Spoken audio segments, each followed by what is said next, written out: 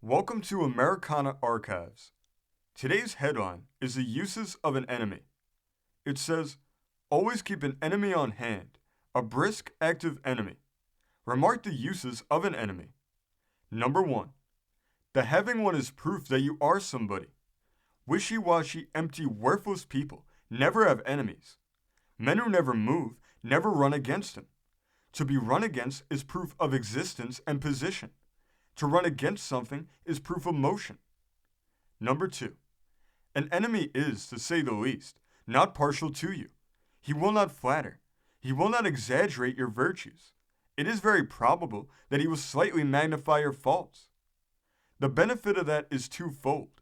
It is to permit you to know that you have faults and are therefore not a monster, and it makes them of such size as to be visible and manageable. Of course, if you have a fault, you desire to know it. When you become aware that you have a fault, you desire to correct it. Your enemy does for you this valuable work, which your friend cannot perform. Number 3.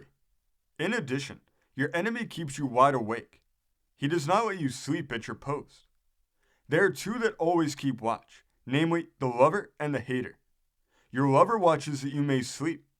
He keeps off noises, excludes night, adjusts surroundings, that nothing may disturb you. Your hater watches that you may not sleep. He stirs you up when you are napping.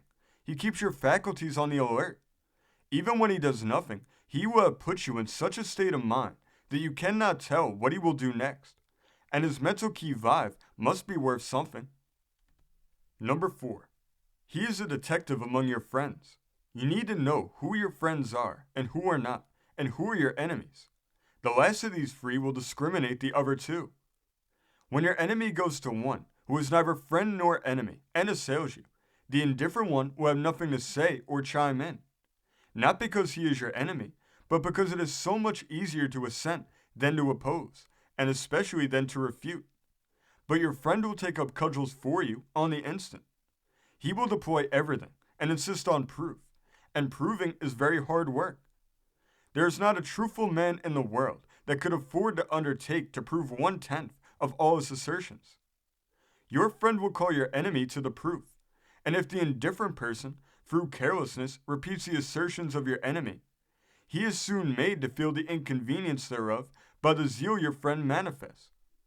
Follow your enemy around, and you will find your friend, for you will develop them so that they cannot be mistaken.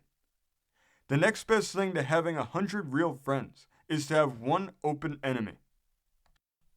This story came from the great state of Virginia, being reported in the Peninsula Enterprise of April 12, 1884. Thank you for joining us today. If you want to continue to uncover all of America's lost and forgotten history, then remember before you leave to hit the subscribe button, hit the notification bell, and remember to like and comment below. And we will see you next time on Americana Archives.